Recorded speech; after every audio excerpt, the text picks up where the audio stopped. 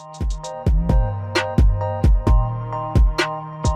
everyone, this is Ed O'Keefe, and I'm here with Roland Frasier. What's up, Roland? How are you doing today? Doing great. How are you doing? Awesome. I'm super stoked to talk about, I know one of your favorite topics. It's becoming one of my favorite topics. Just so everyone knows, Roland has created what I think is probably one of the best pathways for to get wealthy through something called consulting for equity.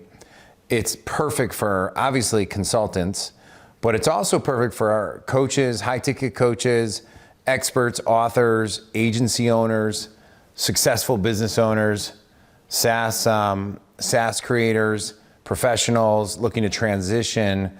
Really, Roland, I want you to dive into this in a second to share, like, what is consulting for equity and how you came. We're gonna, like, the whole show today is to go through Roland's journey of creating it and how it is literally the best way to get paid, create recurring revenue, as well as equity and some big exits as well. So welcome to the interview today, the show. Yeah, good to be here. Yeah. Let's take us all back. Like, tell us what, in your mind, consulting for equity is first, and then we'll kind of work back to like how it all got started and stuff like that. Sure. Well, so you have a lot of ways that you can be compensated for something. You can be compensated. I say there's 5 real levels to it. You've got the one that most of us do, which is we give free advice. Okay. People ask us for our help and to use our IP and to benefit from the knowledge we've got. And because we're good human beings and want to give back to other people, we help them out, which I highly recommend doing. The challenge is, where do you draw the line of spending all of your time doing that? And then that starts to take away from your family and your other time that you've got available to do things. And so there has to be, I think, a dividing line, a point at which you say, I'm willing to share and help people, but within the context of a short exchange, not something that is, okay, well, we need to like dive into all the questions that I've got that are going to help me give you the advice that I can ultimately give you.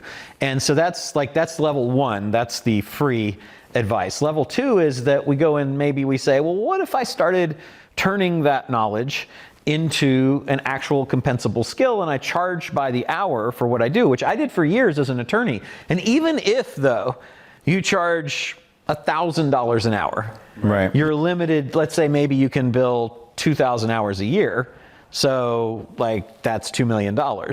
And that's where you're capped out, which sounds good, but then you take out expenses and advertising and costs and partners and rent and all the expenses, and maybe you can make, $200,000, $400,000, $500,000, $600,000. You're working. You're still in the time for money exchange trap. You're a dancing, I call them dancing bears, right? You're dancing bear because as long as you dance, people throw money.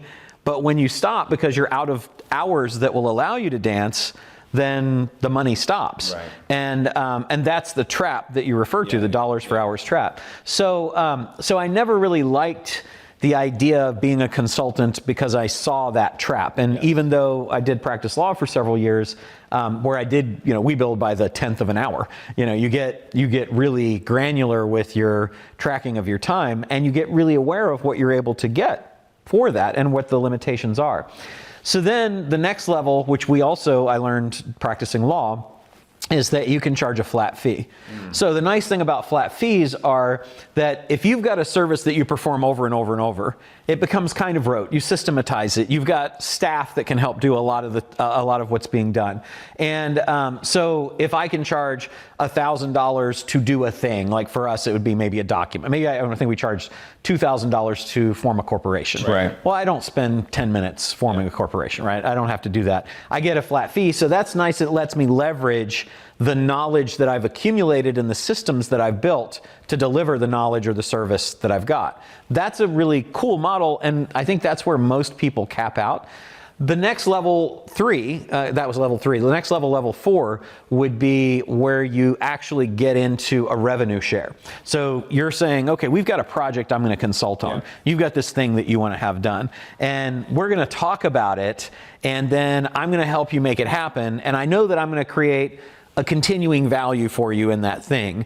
And so I say, well, Ed, if I'm going to do that for you, like maybe it's, I'm going to create an advertising campaign to help you get clients.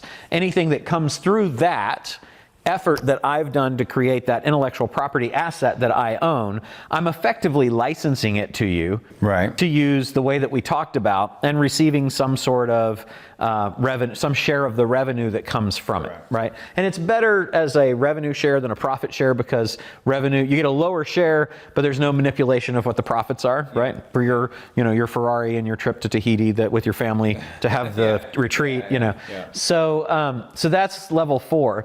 And then for me, I was just always thinking, I was like, well, what I'm doing when I do this stuff is I'm really helping somebody build their brand. I'm helping them build an asset, which I watched as an attorney people sell over and over and over for multiples of the profits that the things that I had helped create were generating. And so I was like, okay, well, anytime that you're a consultant, the rev share goes away basically at some point, or doesn't apply company-wide. It only applies to the thing you do. Or it doesn't pan out how you thought it would on the front end, which is actually one of the most common challenges with just rev shares. Right, or it goes away because it's a campaign that you helped with, and they run that campaign for a year and a half, and then some other person gets to do that, right? So I was like, well, how could you get compensated on a continuing basis for the things that you do, and actually be part of the whole company that wouldn't go away? And the answer to me was to get a piece of ownership or equity in the company. Correct. And when you have ownership in the company, then you have the ability to get paid forever. You have the ability to do something one time and have a continuing ownership interest, just like somebody that buys a share of stock in a company, right?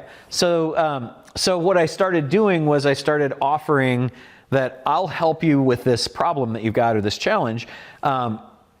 But what I want for that is I want to have a bit of ownership in the company. And so that's really kind of when I started doing that at scale. And when you, just for clarification, because I know like when people look at like level 3, level 4, most people are probably either in I give free or all 4 stages in some level. Like I give free advice, I'm wasting like for you liked helping people, right? So we can even go back to that. You liked helping people. You'd run events, you'd run high ticket coaching seminars, and people would, or you'd speak at other people's events, they'd come up and try and talk to you. Can I ask you a question? You got a minute? And my understanding is like one of the things you told me was the challenge with that is it just got, none of those relationships panned out into actual serious partners. That's a big challenge with it, correct? Yeah, very, very few, right? So when you're helping somebody for free, free has no value, meaning that the people don't have skin in the game, and therefore they're less likely to try to get a return on the investment that they've made by taking action on the things that you're talking about. So I have a good friend of mine who sat here with me night before last, and the way that he came to sit on my couch was to give me $25,000 to spend 4 hours with him here. And he's a friend of mine. And I've had lunch with him, and I've talked to him throughout the years, and I've helped him with a particular situation that he's in that nothing has changed. And so when he called me and asked me... As a friend, when you're giving him free advice, nothing changed. And so when he called me again about this thing that we've talked about several times, and he said, hey, I just wanted to see, I think that I need to do this, this, and this. What do you think? And I said, I think you need to hire me to help you, because if you don't, you won't take action. And do you know how I know that? Because you haven't, right? So with love, the best thing that I can do for my friends, for my potential clients, is to actually have them invest in themselves so that they have skin in the game, so that there is pain for them if they say, I spent that money and I got that advice, but I'm not doing anything. Well, and so regarding giving free advice, there's like two layers to that problem. Is number one is if you don't charge them and somebody mentally is like, I'm willing to invest $5,000, $10,000, $15,000, $25,000 to solve this problem, but you give the free advice, well, he or she still has that money in their head they're willing to go spend with somebody else. And they will go spend it or go buy the service or or hire somebody. And the second part is that many business models are designed on give free advice with the hopes that they become clients or the hopes that they use your services or your software. So can you talk about the second part a little bit, like on the agency, on the hope, the hope side of it? It's kind of cool because I was thinking about how I do that because somebody just asked me a similar question. It's like, well, how do I give advice without how do I give advice but then get people to want to retain me, but also not be a jerk and say, well, the meter's up and so I can't have this conversation with you unless you pay me money, because that's just weird, right? So the answer that I found is that when someone talks with you and says, can you help me out? You say, well, tell me what it is that you need help with. So now what you get there is you let them talk about the challenge that they've got. So you can hear what is the thing, what is the constraint, what's the issue, what's the limitation that they're dealing with. And then you can say it back to them. So what you're saying is that 1, 2, 3, 4, 5. Yeah. Then you say, why do you think that is?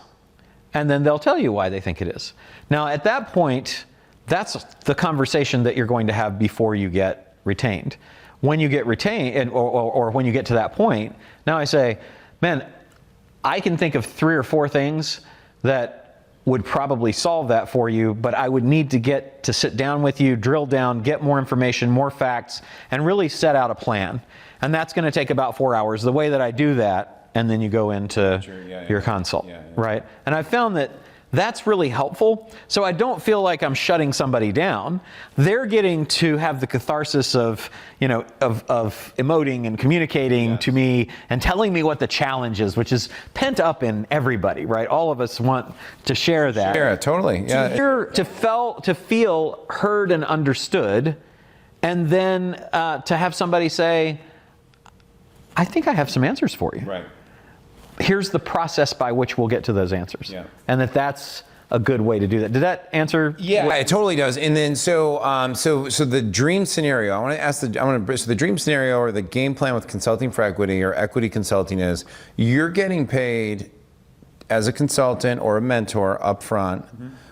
The way we structure the consult day is designed in such a way that you not only help solve problems, but you expand opportunities. Correct. And then because of that, the way I phrased it too was by solving their existing problems, but expanding their opportunities, there's a natural inclination for them to say, how can I get you to continue to help me with that? Right.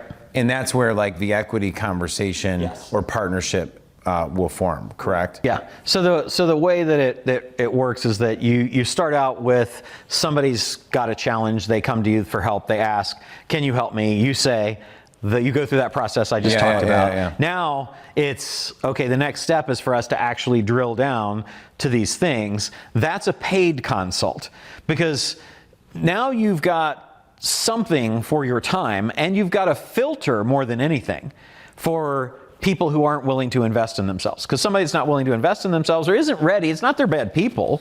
It's just they don't have time right now. And if you're not willing to invest in yourself, why should I be? Yeah.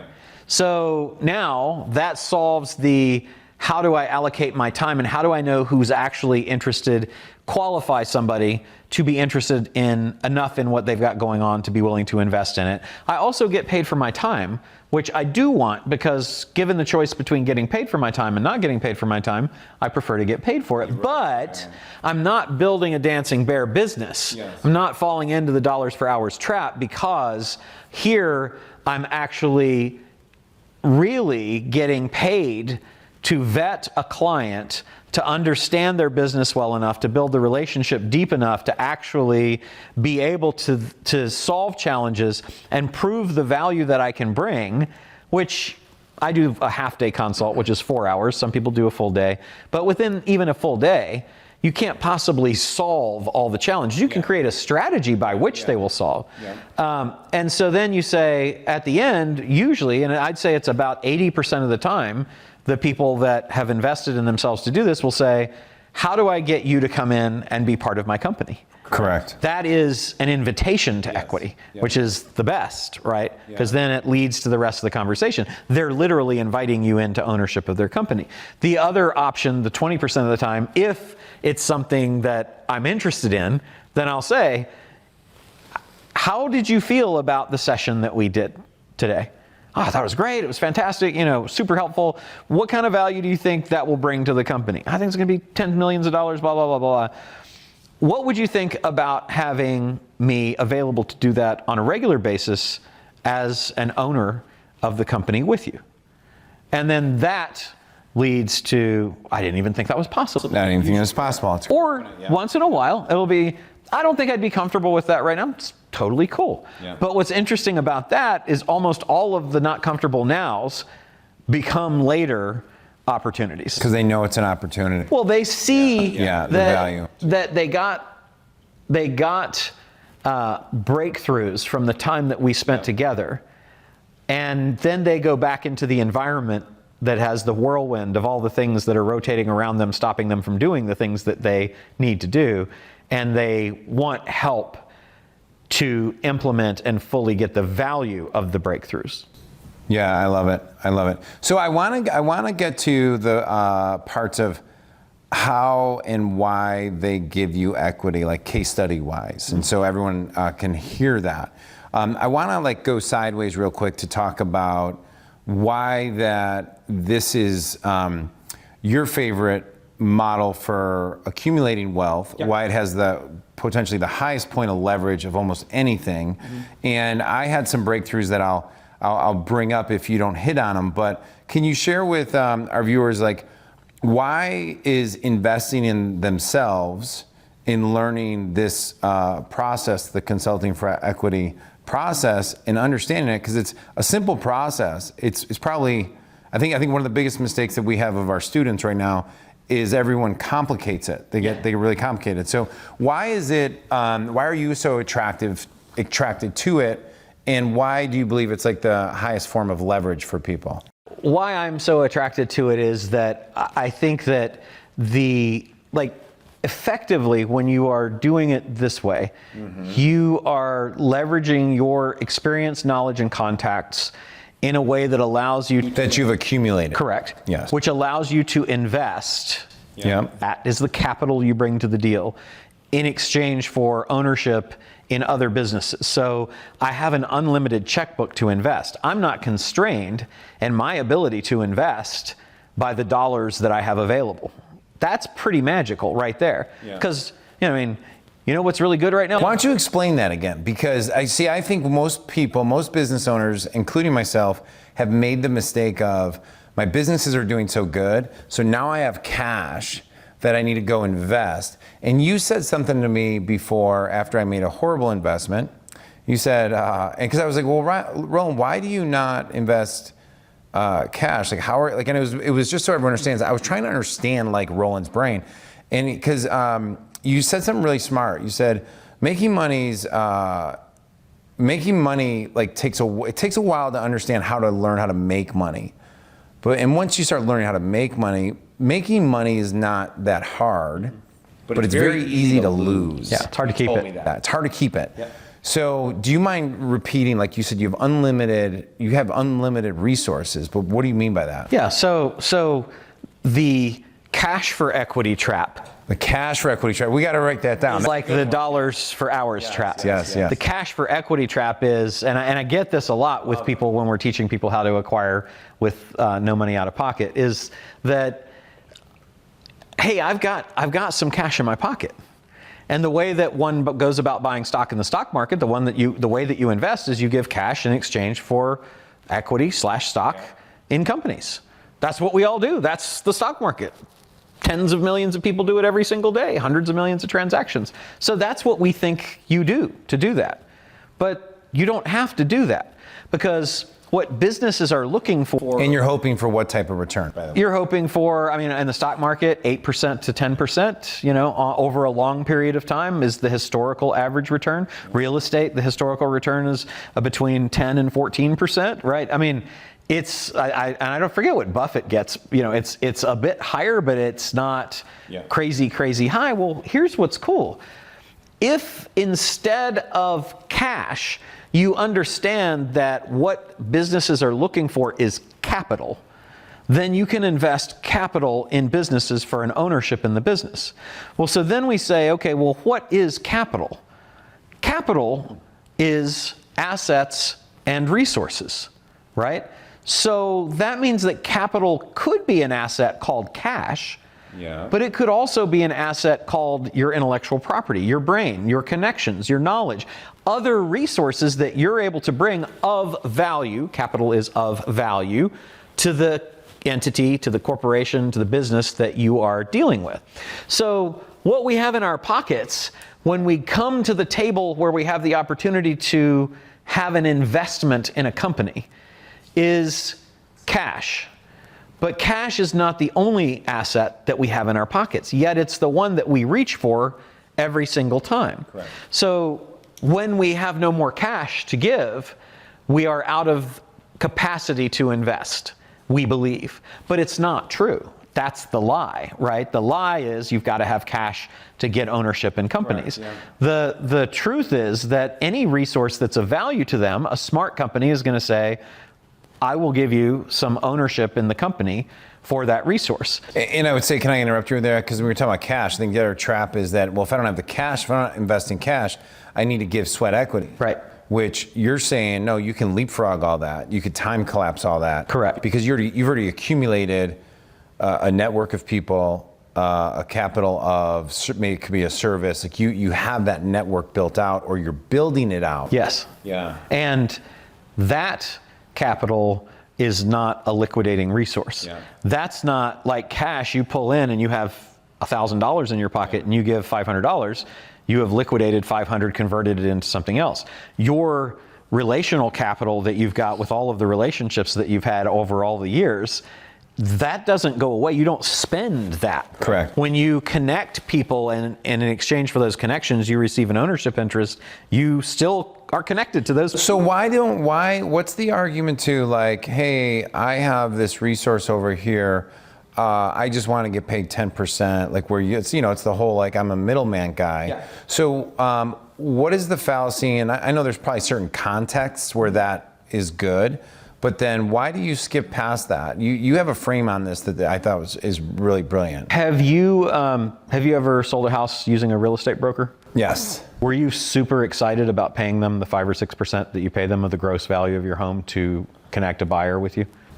I mean, Like super excited? if I looked at what we actually paid about it, yeah. You felt really good about it? Are you teasing? Yes, because I don't. Yeah. I hate it. Yeah. People hate brokers Yeah. because it's such a transactional value addition, and the compensation of a percentage is abhorrent to us. Like I hate it. Yeah. I don't want to pay. I have a house and it's worth $100,000 in gross value, and maybe I've got a loan of $90,000 on it, so I've got $10,000 in equity, and I'm going to pay you a 5% commission, $5,000 on the gross value when my equity is $10,000. I'm going to give you literally 50% of the equity in my home. You son of a, I'm going to be mad about that. It immediately creates the how do we edge this person out Yes. of the deal? Yeah. We're not sitting on the same side. You don't like them. You have a conflicts of interest. You want to get rid of them as fast as you can. I get people all the time. They're like, "How do I cut the broker out of the deal?" I'm like, "You don't. Don't do that. That's wrong." So find off-market deals that don't have brokers. But repeat your question so that everybody's current with it. I was just going through, like, I could hear one people going like, oh, that's kind of like that, but this is not. Well, here's the difference. So if I were to, and so my advice to people is that don't be a broker because you will be hated. Okay, you will be reviled and hated. So don't do that. Instead, why don't you think about how can I actually add value beyond the connection, right? So if all you're going to do in a transaction is connect person A to person B and you want a fee for doing that, then that's fine. If that's how you make your living, it's okay. Yeah. But just understand, people aren't going to really be happy about that. You're not going to be making a lot of friends, and you're ultimately going to get cut out of deals. And the next deal they do together, you can pretty much count on they're not going to deal with you. They might stop paying you after a while if you thought that was going to be a lifelong deal. Instead of that, just connect and leave. why not figure out how can I actually add value? Because if they're asking you for help there, they have other issues. They have other networks they need to be plugged into. Or they don't know, like you know, how to really get the full advantage of the relationship that they will have with that person. Maybe they don't know how to deal with them and negotiate the best deal to start with, but also they probably don't know the full value that that person could bring in the relationship that they're already going to pay for. And so if you can create additional value above that, then you can arbitrage the value of that one-time transactional relationship into ownership in the company. Does that make sense? Yeah, totally. So I have two really quick follow-ups on that. So as far as like, one of the things you said a few minutes ago about why, and this is why it's so important to understand that the consultation, like one of the mistakes that people have is, hey, I get equity in people's companies. And so they're just getting equity in people's companies. But one of the things you said that was great about with consulting for equity, the model, you get paid to vet potential partners. Right. And that's a different way of thinking. Yeah. Can you go through like what criteria you're looking for in partnerships and the type of clients who should hire you and the ones that, you know, your clients in consulting for equity should be looking for? And I'll chime in my thoughts after you give me your filters on that. Yeah, it's a great question because you should be asking that, right, no matter what. And it does really apply to everyone. So for me, I'm not really that interested in, I'm not using the upfront fee that I charge to make a living, right? I'm good. I'm using it as a filter, and I'm using it so that I can be sure that the people take advantage of the thing that I share with them so that they'll actually do it so they have skin in the game. So if you're looking for that to make a living, then you might have a different philosophy. But I won't take a client for paid consulting that I don't think is interested in exiting their company, so they have to want to sell at some point. Because that's also one of your unique abilities, and it's another payday for everybody to look at it. Yeah. And also that I believe there is an opportunity to have equity in their company. So I think if I talk to somebody and they said, I'm never going to sell, I don't ever want any partners ever. I've had so many bad relationships with partners. I sued the last 12 I was with. I'd be like, okay, we definitely aren't going to be partners. And I would say, let me refer you to my friend, Mike, somebody else. But that to me, the criteria is that it needs to be a big enough business that I can have transformational impact on the business. So if it was a business doing $100,000 a year, I wouldn't be able to help it very much in the way that I'm looking to. It wouldn't be big enough for me to be interested in having an ownership in, and so I probably wouldn't take them as a client. But if it's a business that's doing $500,000 or more in profit, then they're at least in a position, that's probably the lowest level at which I would be able to have the impact I'd want to have, because I charge a lot for that initial half day. And I want to be sure that if I'm taking, say, because I'm usually looking for a 10 to 50% equity in a company. So if I got 10% equity in a company that's earning $500,000 a year, I'd make $50,000 a year from that. And then if we sold it at a multiple of 10, it would sell for $5 million, and I'd get paid $500,000 after having invested some time and effort. It's probably not worth it. Right? So it's got to be enough that it makes sense. So wherever your level is, I would say pick the level using that analysis I just did and say, if I was to get 10% of this, and I had 10% of the income currently and 10% of the current income times, let's say 5, then would that make it worth me doing whatever the services I want to do is? That's the screen.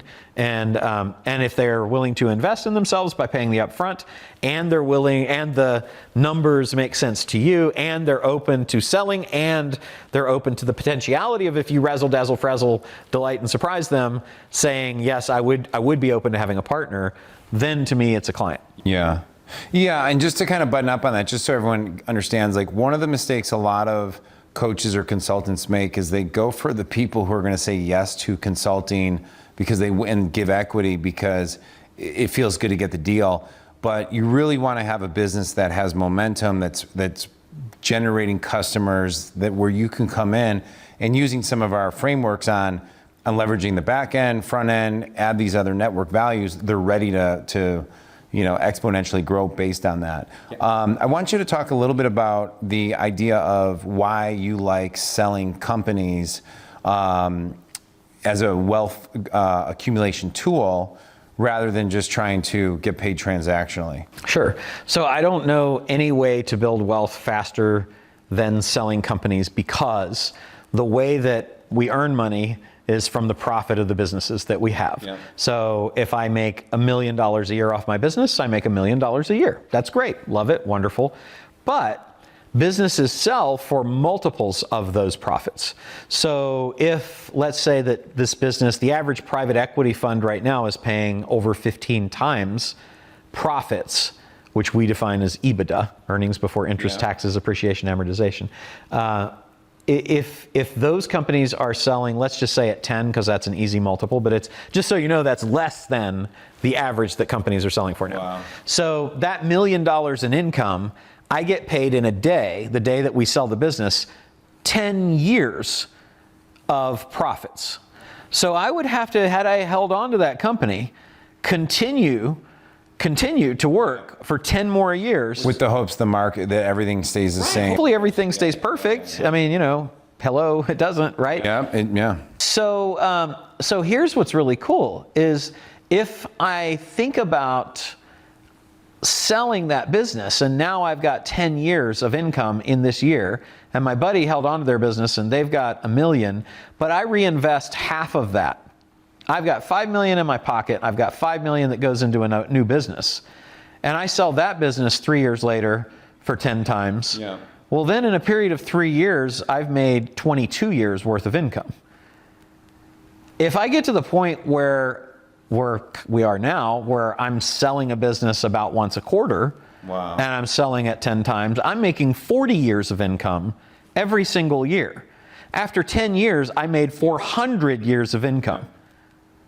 I mean, that's pretty magic. And that's without talking about leverage. Because if I'm using leverage to buy my new business because I'm only putting 20% down, the numbers get to be actually kind of comical. Yeah. Well, and I think that's one of the things that I guess we can skip to who should be thinking of this consulting for equity model, and to exit model, because we glossed on it a little bit. And the logical thought, and this is a mistake I made, right? So we had, just so everyone understands, I had a business where we were helping dentists. We had hundreds of dentists in our program. I did that for 10 years, right? Sold a division of it, right? Didn't get any equity, didn't get any licensing ongoing with any of those dental offices or any of the patients that came in, or any device companies, or any, let me count the ways, or any of the agencies. Made a lot of people, a lot of money. And then in the supplement space, we were in the supplement space for years, mentored a lot of guys in the supplement company. And at the time, I didn't realize I was doing consulting, but I never realized that I should have been cutting deals with the manufacturers and getting paid, even if it was 15 cents per bottle for everyone I referred to them. Right. That would have paid off a lot of college tuitions. Right. But I didn't have that mindset. I always thought, that's, I don't need to do that. Or I don't know what I was thinking. Maybe stuck in the... It just doesn't occur to you. It doesn't occur to you. You're caught in the whirl where you're like, this is how we do business. Yes. Just like when you go to invest in a company, you think I've got to have cash. Yeah. So, but the other thing that came to my mind before I even asked the question was the other thing that you and I were talking about, even growing one of our companies, and you're like, well, I'm not opposed to go and acquire some of these sites or things rather than building them. Right. And I think a lot of people are stuck in a trap where, hey, my business is growing. I don't want to do consulting. We got to scale our business. So they start hiring more people and they grow horizontally with some vertical hope. But that's usually where a lot of chaos, complexity comes in. Right. Instead of maybe getting paid through consulting for equity. So now you got partnerships. So I guess I want to ask this question, because I know I could ramble on this, but who would you recommend, when we look at a lot of your clients, I'm going to ask for some case studies here in a second, but when you think of some of your best clients who are using this model, doing this model, or you're doing it with, who should be doing consulting for equity? I think the key is that you have the capital, right? The capital intellectually. So meaning that if you have something that, if you're B2B, So Okay, B2C business to doesn't work, business. Yeah. right? Because you don't get to take equity in people. Yeah. We're working on that. No. So it's got to be B2B. The metaverse is here, somebody is. So if you're providing some sort of help that is valuable to businesses and they are paying you for a service that you have or for connections that you have, then you're ideally positioned. If you're a speaker, an author, an expert, a service provider of any kind, it could be an accountant, an attorney, any of those things that provide value to businesses, then that makes sense, right? That's something. And specifically, we have people they do conversion rate optimization. Yes. They do email rate. They do email inboxing. They do different, social media. They're providing revenue generating services. Yeah. Any business service. Any business service. Yes. Yeah. Our buddy Vinny Fisher, back office accounting with Fully Accountable, and he's got equity in businesses that he works with. What about SaaS companies? SaaS companies also, and so like I had a client that came in. It was actually kind of interesting because I had a client that came in because he said, Roland, I'm stuck at 7 figures. And I make $1 million a year in profit from my company, and I haven't figured out how to break that because I have to work so hard to create that money. He's in the machine. Providing, yes, he's in that machine. And so I said, well, let's take a look at the business model, and then let's talk about what you're doing, and could you actually take equity in other companies? And he's like, well, there's a webinar software company that exists right now that they've put a ridiculous amount of money into, but they don't know how to access all the people I know. So you know the exact customer market that these people want. Yes. And you know how to make them more money because he makes most of his money doing webinars, by the way. So why don't you get an interest in that company, an ownership interest? And you have that. Now you've got equity in that company, and then you connect them. You do a webinar for them. And all those webinars that you do now, not only are selling the stuff that you're selling, and you're still getting paid what you were getting paid before, but now you're actually building value in this webinar company.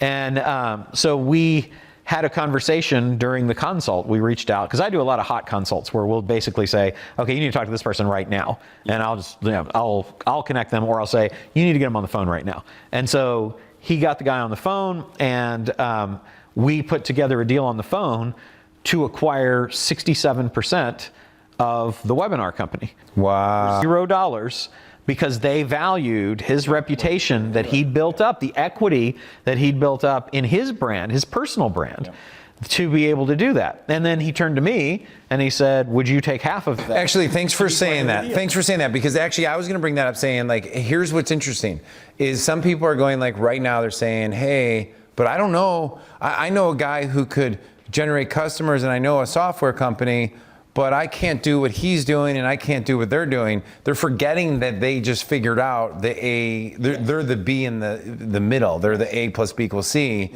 and you were the B there. You were the connector in that. Right. And I always say, because that's kind of the heat of the euphoria of, I just got 67% of a company, as I said, are you sure that you want to do that? Where do you see the value that I can add? Now, I do that for 2 reasons. One is I don't want them to get buyer's remorse and say, I'm sorry that I gave Roland equity in the deal. Because if they said that, I would give it back. And I don't want to have invested time and then give it back. So the second reason is that I want them to re-articulate the value to both themselves and the other person that they see that I bring to the deal.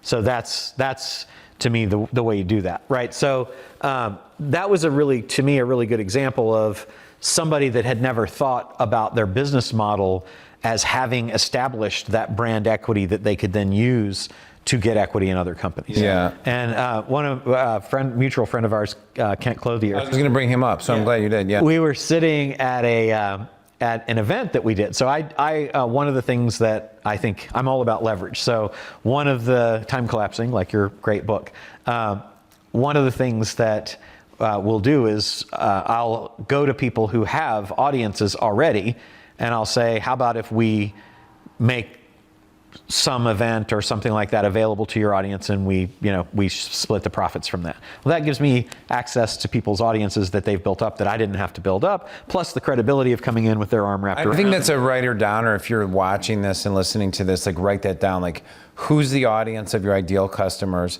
and who has the credibility that you can borrow their co-brand or co-credibility. You're borrowing their credibility and trust with the audience. Right. Exactly. It's genius. And so if you get, that's the mafia introduction. Is that right? Yeah. With me, you know. Yeah, I know, right. Shoot this guy. Yeah. So we were sitting there, and I was delivering a event, and I was talking about this. And in particular, one of the strategies that we have is, how do you get equity in companies that you're sending a lot of business to? So a lot of us send a lot of business. You just mentioned it, right? In the dentist thing. You sent, and in the supplement. Sent a ton of business to those guys, right? So if you had gone to those people that you were sending a lot of business to on the reg and said, I've noticed I send you a ton of business, and I started thinking to myself that I should really have a business like yours. And so then I started thinking, well, do I want to start one, or maybe I should just buy one? And I was like, well, I should talk to Ed first, because I'm already sending Ed a ton of business, and you're probably afraid I'm not going to continue to do that at some point. What if I don't? And you're like, well, I never thought about that, but now I'm a little concerned about it. So then I say, so why don't you just give me equity in your business in exchange for me not only continuing to refer you the business that I'm referring you, but also, what if I actually thought I'm accidentally sending you that business? It's incidental to my business right now. I'm not thinking about that as a profit center. If I think about your business as a profit center too, imagine how much more I would likely do. So that's a good reason for you to give me equity in your business. So I was telling this to the group, and I see Kent just disappear from the conversation, and he's like texting on his phone, and it's like he's gone from the conversation.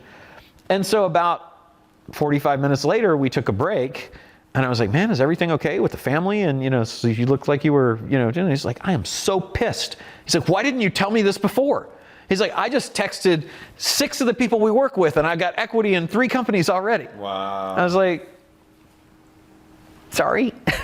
Yeah. Well, yeah, but the light bulbs went off, and in his market specifically, he started looking at how he can vertically and horizontally start building partnerships. Yeah. Because he, instead of just starting, and this is what a key point of growth is, instead of going out and building yourself and taking on all that risk, you're just leveraging. Already there. And the thing is that it already exists. So a lot of what we are doing, very few of us are creating Google.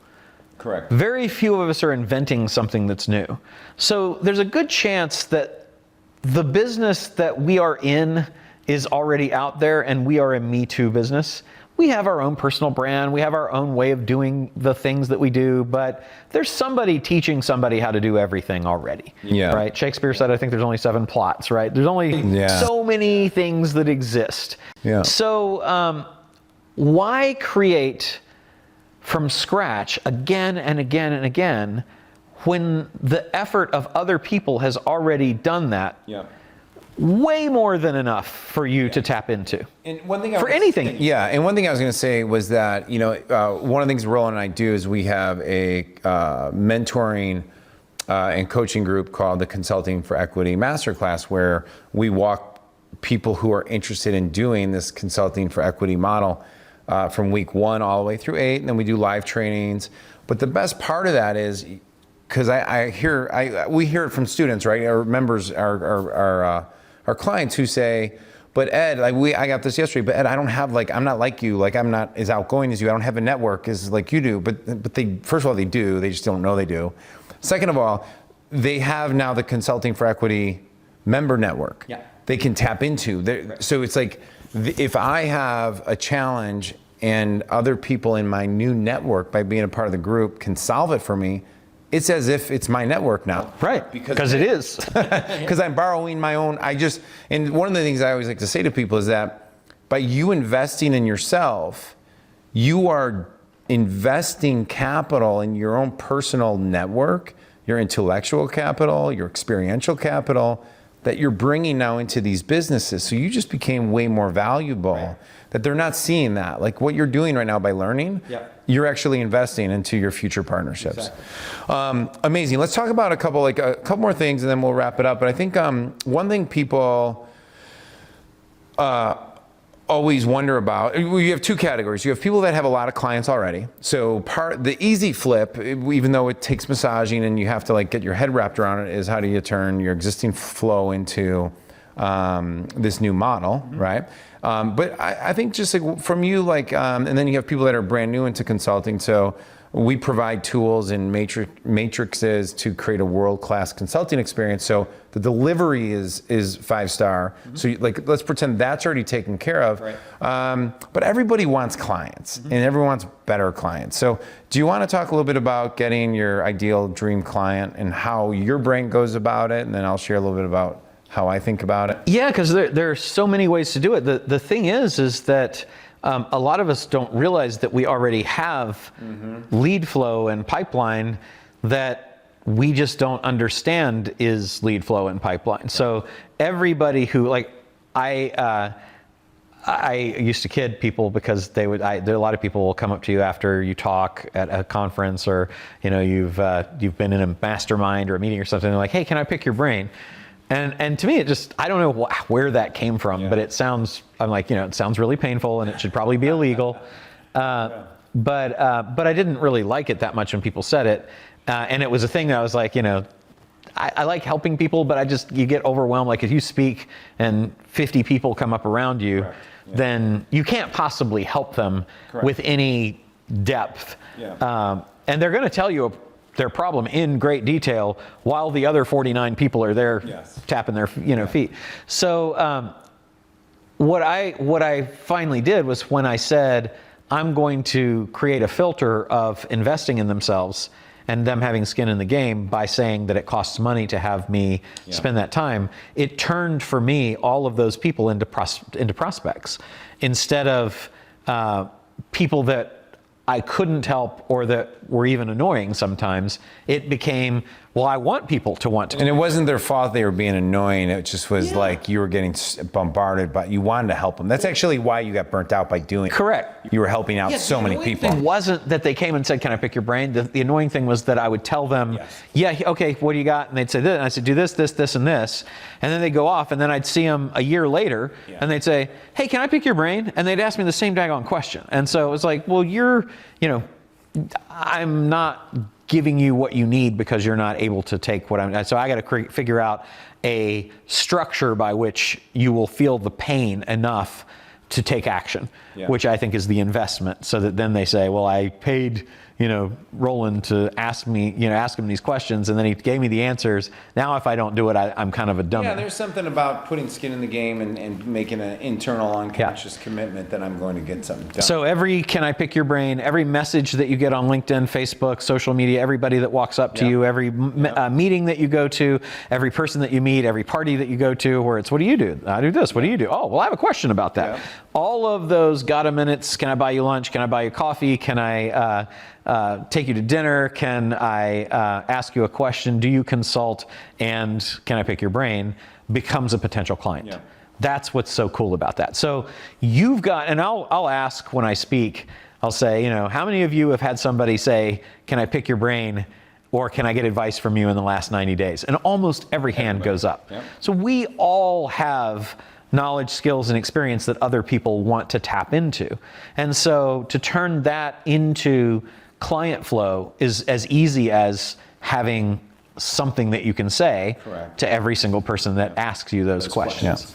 Now, let's say, okay, so just like, I'll share a little bit about myself. Like, if I was going to start consulting or on a specific topic, I'm the type, I prefer to do an interview like this or a podcast or a piece of content, post it, drive my ideal client there, whether it's organically through tagging people, emailing them, or running Facebook ads, LinkedIn. I mean, LinkedIn is actually interesting. I know people spam the hell out of it, but you don't have to do that. There's so many better ways to look for a core influencer who has your audience and then find a way to create value for them and get introduced to everybody Like, and I like Colin, I know you do the same thing. Like, you provide insight to that marketplace that's unique and different. And all of a sudden, they come flying at you. So do you have any favorites in that? I do, but I just want to point out first. So the challenge, because you like doing that better because you know how to do it. Yeah, and my personality. Most people don't know how to do it. Most people haven't done it. And so what I like about really just being aware that there are people who value you at least enough to say, can I pick your brain? Can I ask you a question? Can I consult? Tells you that you have a market. Yeah. Now, putting up content scares a lot of people. A lot of people they look at themselves on video and they're like, I hate the way I look on video. I hate the way I sound on audio. You know, or they're like, I don't know what to talk about. Or they're like, I don't know how to build a funnel. I'm gonna have to hire somebody. And then they'll also get lost in the getting ready to get in business. And they never do one of those things. So what I want to do is say, how do you do that? How do you shortcut all of that right off the bat? You literally can do it today by just going back 90 days in all your messages, all your texts, all your DMs, and saying, how many times have I been asked for anybody to give advice? And then I can start doing that. And if nothing else, it just will convince you that you've got people out there that value what you have knowledge-wise enough to ask you for advice. Now, maybe none of them will pay you for it, but that's where you start. You know, but here's this thing on that. Like, you know, one of my friends was going through a business transition. Like a lot of people who end up in our like, you know, this is a transition. I want to add this new service to our business. And they took like their old, like whether it was 100, 300 or 500 of their past clients, friends, whomever, and they started emailing monthly and sending out a simple postcard. And it was filled with like, hey guys, happy, let's just say it's happy July. I'm making this up. It's not July right now, but hey, it's middle of the summer. Here's 3 things that are working in our business. Here's from a client. And then underneath it was PS, if you need a free 15-minute business breakthrough, which you can't really do anything in 15 minutes except identify a problem. And can you solve it for me? And he is so busy with his little workshops and his consulting business. And there's zero paid advertising in that. That's just farming your existing relationship. I think that's really great. I like that kind of stuff to start because complexity in that. Well, so, you know, I recommend you start a podcast. I do, but starting a podcast has a lot of points of failure for you to get started. You're so right. I don't understand the technology. I don't know what a podcast is. I don't know how do you host it. I don't know how do you record it. How do you edit it? Where's the music going to come? You know, all that kind of stuff. Kept me from doing it for you. If you look at, let's take something super simple. You can go on Facebook right now and look at all your friends who just had a birthday in the last week. Send them all an email with your PS saying like you have this in your, like, you know, your business card on the, like your business, like, hey, are you looking for 12 ways to grow your business? Or, you know, can I help you with your taxes? Whatever your thing might be, you know, do you need help with getting your deliverability? Holy cow, Joe, I didn't know you do that. Exactly. Wow, well, this is how we work. Man, we can help you. I like that stuff. I recommend that all the other stuff is. But so you're saying, like, I mean, really just for our listener and viewer, like that if you listed out the 12 simple things to organically take your existing database or friend network, go one tier out of that, and you start just letting people know what you're doing, creating, you know, we have a system for doing this, but that could be good enough to have a thriving consulting business. Absolutely. And, you know, and it depends, like that's the other cool thing is, so at this point, I don't want more than 1 or 2. I know you don't. I know. We've talked about this. So I charged 25 grand for 4 hours. That's great. And so if I do 2 of those, that's $600,000 a year, which is great. But it's not what I want to do to make money. What I want is I want to choose carefully the 2 people so that while I like the 600,000, what I get really excited about is the 30 or 40 million in equity, right? And so I'm picking very, very carefully. And so it's kind of like when we teach people how to acquire businesses for no money out of pocket. We have people who go out and buy 14 businesses the first month. And it's like, you can't work 14. I mean, you know, I couldn't do it. I don't know. You know, I hadn't seen anybody be able to do it. But you're a kid in a candy store. You're like, this and this and this and this. And so when you start this, and you say, okay, now I've got all these people who have paid me to consult. That's good. That's maybe new income for you, and that's fun. But then as those start turning into equity deals, you have to be careful, because you'll get so many deals that then you won't be able to take advantage of the once in a lifetime deal that I say comes along 3 or 4 times every year, right? So when I was on the, one of your consults was with a great client who paid for pretty much the private jet to go from San Diego to Texas to where the Scalable event was at. And I was listening to you and is it Grant? Mm-hmm. Yeah, Grant. I always, for some reason, want to say Glenn. Yeah, the attorney. And because this is leading to a question, which is because everyone wants to make the deal side so complex. Mm-hmm. And one of the things I realized was I'm not even going to stress out about how the deals are closed, because I don't even know how to do equity. I don't even know what's the best way to do it. It's like, well, I don't need to stress out too much about that, because I'm partners with you already. I'm in the consulting for equity. I'm one of the cadre. So whenever I get to that point, I could ask for help on that. Right. But so what's some of the misconceptions about getting equity, rather than going through all the different deal structures, because we keep it pretty simple, but what are the misconceptions on it? Well, I think it's that, number one, it's that it's even possible. I think a misconception is that it's cash for equity and that's the only way you get equity, or I work for a big company maybe that has stock options, a plan, a formalized plan.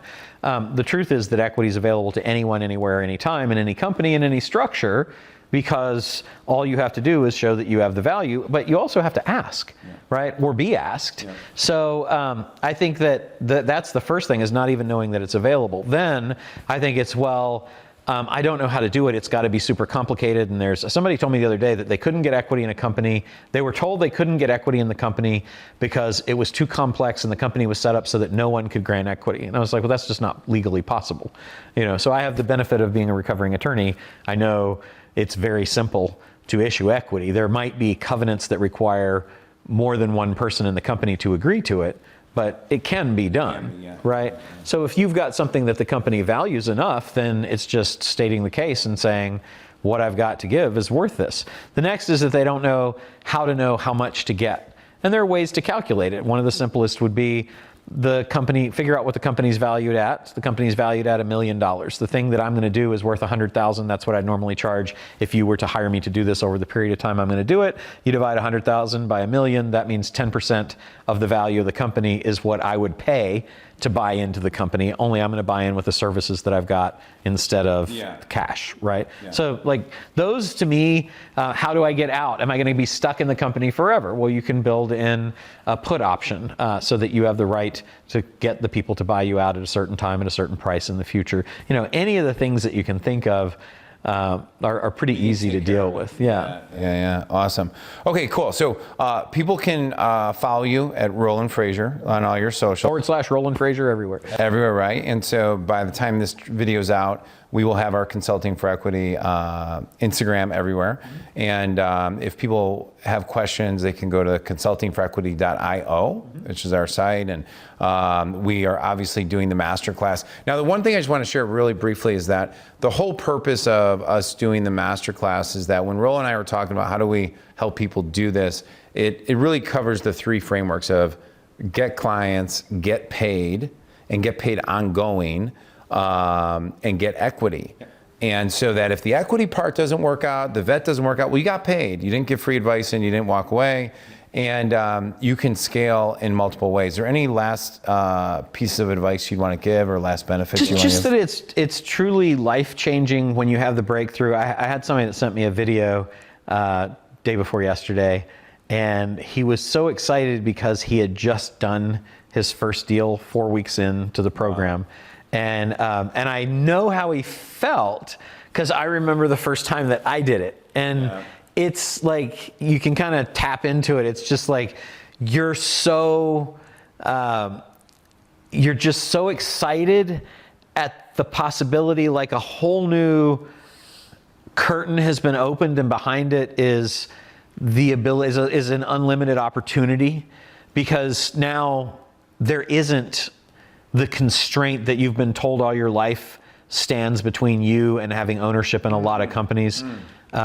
that's completely gone once you get it. And you don't completely get it until you do the first deal. Yeah. But when you do, then all of the haze goes away and you get crystal clear. I could do this again and again and again. And there's really no limit to how many of these I can do. So whatever I have ever thought I wanted for myself or my family, I can make that happen. Yeah. That is pretty powerful. Yeah, I love it. So I'm going to end it right there. Thanks, everybody. On behalf of myself, Ed O'Keefe, and Roland Frasier, we appreciate you. And Roland, thanks for having me here. Yeah. And, sharing your wisdom as always. Super fun. Hey, it's Ed again. Hey, one last thing before you leave. First, I really appreciate you taking the time to listen to the show. If you love this show or this episode and know someone who can benefit, please copy it and share it with them. Also, if you can do me a favor and leave a quick review wherever you listen to these podcasts the most, whether it's Apple, Spotify, etc., it really will help us get the message out to more people. That's it. Thanks again, and make it a great day.